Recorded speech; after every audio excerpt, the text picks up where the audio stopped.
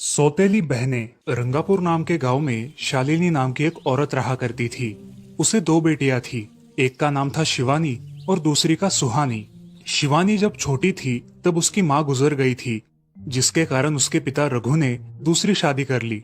मगर उनका भी कुछ सालों में बीमारी की वजह से देहांत हो गया और इसी वजह से शिवानी के मन में उसकी माँ और बहन के प्रति प्रेम उत्पन्न नहीं हो पाया। शिवानी और सुहानी में हमेशा झगड़ा हुआ करता था।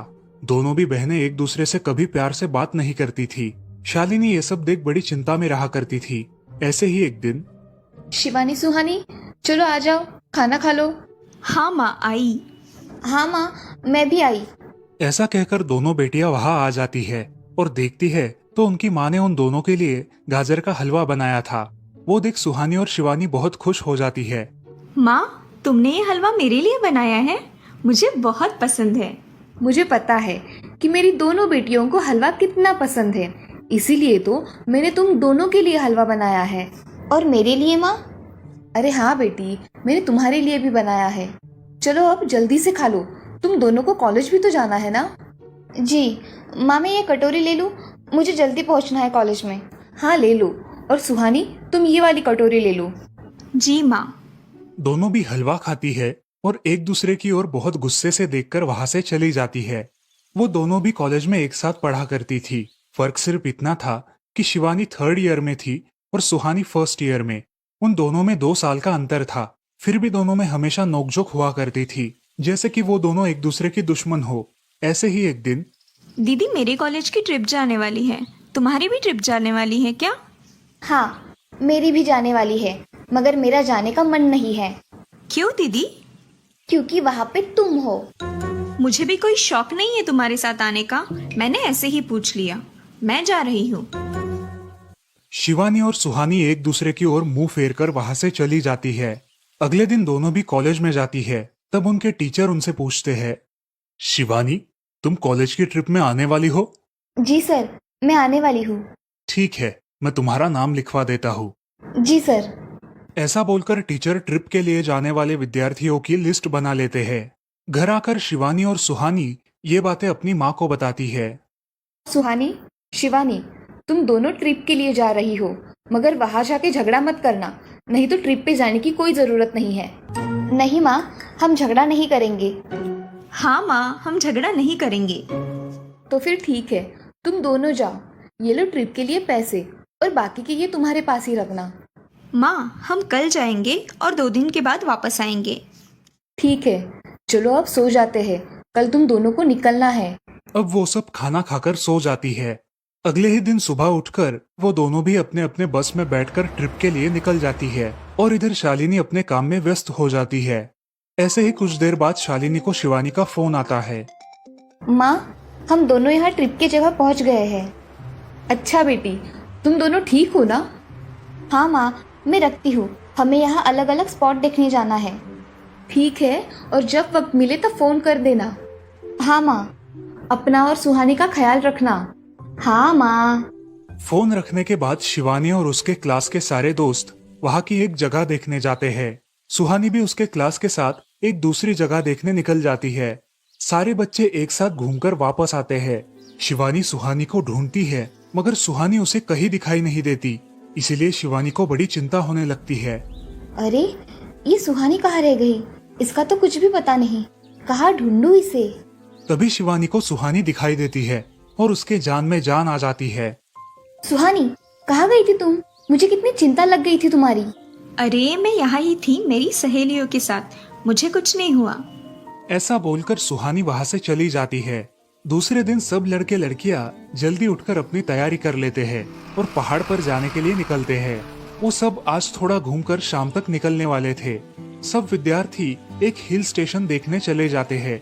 शाम होने तक उस पहाड़ी का मजा उठाते हैं, लेकिन सुहानी बिना किसी को बताए उस पहाड़ी के एक अनजान हिस्से में चली जाती है।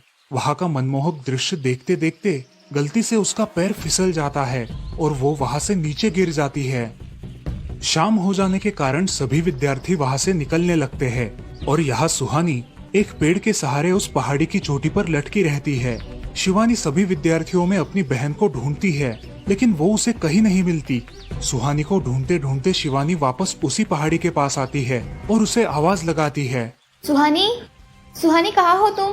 दीदी मैं यहाँ हूँ, बचाओ मुझे, मैं यहाँ हूँ। सुहानी की आवाज की ओर जाते ही उसे पता चलता है कि सुहानी पहाड़ी पर लटकी है। ये सब देखकर शिवानी बहुत घबरा जाती है। शिवानी अपनी पूरी ताकत लगाकर उसे ऊपर खींच लेती है। तुम यहाँ क्यों आई थी? अगर तुम्हें कुछ हो जाता तो मैं क्या करती? माँ को क्या जवाब देती? दीदी मेरा पैर फिसल कर मैं वहाँ गिर गई। मैंने बहुत आवाज दी मगर मेरी आवाज किसी ने नहीं सुनी। तुम ढूंढती हुई आई और मुझे बचा लिया। तुम दुनिया की बेस्ट दीदी हो। हाँ सुहानी, चलो अब घर जाने के लिए देर हो जाएगी, बस निकल जाएगी। सुहानी को ऊपर खींचते वक्त शिवानी के हाथ पर बहुत सारे जख्म हो गए थे, इसीलिए सुहानी अपनी ओढ़नी फाड़कर उसके हाथ पे बांध देती है और अब वो दोनों बस के पास चले जाते हैं। क्या हुआ है शिवानी, हाथ से खून बह रहा है तुम्हारे? कुछ नहीं सर, मैं वहाँ पे गिर गई थी, अब मैं ठीक हूँ। टीचर और सारे छात्र गाड़ी में बैठकर घर जाने के लिए निकलते हैं। घर आने के बाद शिवानी सारी हकीकत अपनी माँ को बताती है और वो सब सुनकर माँ दोनों को गले लगाकर रोने लगती है। तुम दोनों एक दूसरे के साथ होते हो, इसीलिए मुझे कोई टेंशन नहीं रहता, मगर मेरी बच्चियों, खुद का भी ख्याल रखा करो। उस दिन के बाद दोनों सौतेली बहनों ने अपने बीच की सब नोकझोंक बंद कर दी और हंसी खुशी सगी बहनों की तरह रहने लगी। दोस्तों, इस कहानी से हमें ये सीख मिलती है कि हम सबको एक दूसरे के प्रति द्वेष की भावनाएं छोड़कर प्यार से रहना चाहिए। चंदनपुर नाम के गांव में चंपा नाम की एक औरत रहती थी।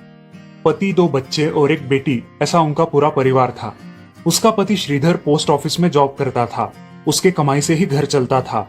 चंपा ने अपने घर के सामने एक छोटी सी दुकान खोल के रखी थी। उससे उसे जो भी मुनाफा होता वो अपनी बेटी की शादी के लिए जमा करके रखती। ऐसे ही बहुत दिन बीत जाते हैं। अब बच्चे भी बड़े हो जाते हैं। बड़ा बेटा अशोक डॉक्टर और छोटा बेटा रवि वकील बन जाता है और दोनों अपनी ट्रेनिंग पूरी करने लगते हैं। एक दिन उनकी बहन ज्योति के लिए एक अच्छा रिश्ता आता है और ज्योति की शादी पड़ोस के गांव के सरपंच जी के बेटे से हो जाती है। ज्योति बहुत ही कामचोर और गुस्सा करने वाली होती है। इसी कारण उसके ससुराल से उसे निकाल दिया जाता है। वो अपने पति को लेकर अपने मायके रहने आती है। अब चंपा का जमाई दुकान चलाता है और चंपा और ज्योति आराम से वहाँ रहती है। अरे ज्योति, जरा अपने कामचोर पति को कुछ काम करना क्यों नहीं सिखाती हो? कुछ काम का नहीं है वो। अरे हाँ माँ, उनके पिताजी ने तो उन्हें ही घर से निकाल दिया और हमारे माथे मर दिया। जाने दो, पति है। माँ और बेटी इसी तरह तानेबाजी करती रहती। अब बड़े बेटे अशोक की शादी उन्हीं के गांव के एक लड़की से करा दी गई, लेकिन उस लड़की से भी चंपा बहुत काम करवाती और वो बेचारी सासू माँ का आदर करके सब काम चुपचाप करती थी। एक दिन वो काम करके थक गई और एक जगह पर बैठ गई। ए कामचोर कमला, इतना सारा काम पड़ा है घर में, क्या वो तुम्हारा बाप आके करेगा? चलो उठ, काम कर। हाँ हाँ माँ जी, करती हूँ। ऐसा कह के कमला अपने काम पर लग जाती है और सारा काम खत्म कर देती है। चंपा अपने बेटे अशोक से घर आने के बाद चुगलियां किया करती थी। अशोक घर आकर कमला को बहुत भला बुरा कहता और कभी कभी तो उस पर हाथ भी उठाया करता था। ये सब रवि देखा करता था और रवि को बहुत बुरा लगता था। अशोक मारने आता तो रवि बीच में पड़ जाता और माँ बाप को डांटता था और वही झगड़ा खत्म हो जाता था। ऐसा बहुत दिन चलता रहा। रवि को रंजना नाम की एक लड़की बहुत पसंद थी, जो कि एक न्यूज रिपोर्टर थी। क्या तुम मुझसे शादी करोगी? मुझे तुम बहुत पसंद हो। हाँ, मगर रवि, तुम्हारे घर में तुम्हारी माँ का बर्ताव मुझे बिल्कुल पसंद नहीं है, इसीलिए पहले तुम इसका कोई हल निकालो। अरे रंजना, मैं हूँ ना तुम्हारे साथ, तुम्हें टेंशन की क्या बात है? मगर रवि, तुम भी अगर मुझे मारने पीटने लगे तो मैं तुम्हें कोर्ट में खींचूंगी। अरे हाँ बिल्कुल, वो तो तुम्हारा अधिकार है। अगले दिन रवि अपने घर में रंजना के बारे में बताता है। रवि की माँ चंपा उसे साफ मना कर देती है। रवि, तुम्हें कुछ समझ आता है या नहीं? अपनी बिरादरी की लड़की से शादी करो बेटा। इस घर में ये आखिरी शादी है और मेरे भी कुछ अरमान है बेटा। अजय, आप कुछ कहते क्यों नहीं? हाँ बेटा, तुम्हारी माँ सही कह रही है, तुम इसकी बात मान जाओ बेटा। नहीं पापा, मैं शादी करूंगा तो सिर्फ रंजना से, वरना मैं शादी नहीं करूंगा। सब चुप हो जाते हैं। अगले दिन रवि मंदिर से शादी करके घर आता है। सब अचरज से रवि की ओर देखते हैं और चुपचाप अपने कमरे में चले जाते हैं। कमला उन दोनों का स्वागत करती है और वो दोनों अपने कमरे में जाते हैं। कैसे लगा मेरा घर? अच्छा है, मगर सब मिलजुल के रहे तो और भी अच्छा होगा।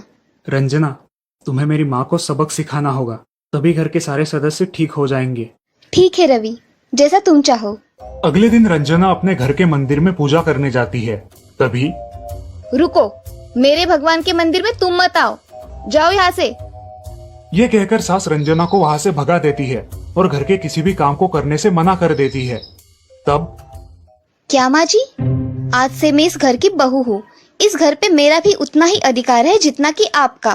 क्या बोल क्या रही हो? निकल जाओ मेरे घर से। खबरदार अगर हाथ भी लगाया तो।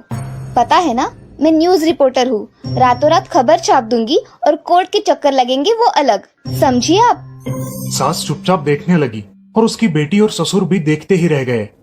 रंजना ने कमला से कहा, दीदी, मुझे आपसे काम है, आप मेरे कमरे में आइए। और हाँ, आज से खाना ज्योति दीदी आप बनाएंगी। अरे माँ, तुम कुछ बोल क्यों नहीं रही हो? ये मुझे काम करने को बोल रही है। अजी सुनते हो? चलो मेरी मदद करो। हाँ आता हूँ। ज्योति किचन का काम करने चली गई और सास बाहर का काम करने लगी। रंजना कमला को लेकर अपने कमरे में गई और उससे कहा, कमला दीदी, आप कुछ कहते क्यों नहीं? आप चुपचाप सह लेती हो, उसका ये नतीजा है। अब देखो दीदी कैसे काम कर रही है। आप कुछ काम करती थी क्या शादी के पहले? नहीं रंजना, मगर अब घर से ही अपना खुद का कुछ व्यवसाय शुरू करने का सोच रही हूँ। बहुत अच्छे दीदी, अब आप किसी से मत डरिए, हम हैं आपके साथ। सच में किसी के साथ होने का कितना महत्व होता है। अब उसकी सासू माँ ही घर के सारे काम करने लगी थी और ज्योति को काम करवाने की वजह से ज्योति भी अपने ससुराल जाने की सोच रही थी। अजी, यहाँ तो काम वाली से भी ज्यादा बुरी हालत हमारी हो गई है। चलो हम हमारे घर चलते हैं, सब है हमारे यहाँ। अरे रे, आप कहाँ चली? अभी भी काम बाकी है। ज्योति का पति रंजना से धन्यवाद कहता है और ज्योति को लेकर अपने घर चला जाता है। अब सासू माँ एक दिन पूरा काम करके इतना थक जाती है कि उसके बदन में बहुत दर्द होने लगता है। तब दोनों बहू सास के पास चली आती है और एक बहू सास के पैर दबाती है तो दूसरी बहू सर दबाती है। सासू माँ उठकर रोने लगती है। मुझे माफ कर दो मेरी बेटियों, अब से कभी ये गलती नहीं होगी। सास को उसके किए पर पछतावा होता है और ये देखकर घर के सभी सदस्य बहुत खुश हो जाते हैं। रवि और रंजना भी बहुत खुश होते हैं। वाह बहू, जो आज तक नहीं हुआ वो तुमने करके दिखाया। बहू हो तो ऐसी। रंजना अपने बर्ताव के बदले माफी मांगती है और अब सब लोग खुशी खुशी रहने लगते हैं। तो दोस्तों, इस कहानी से हमें ये सीख मिलती है कि हम सब मिलके परिवार बनता है और हम सब परिवार का महत्वपूर्ण अंग होते हैं। परिवार के काम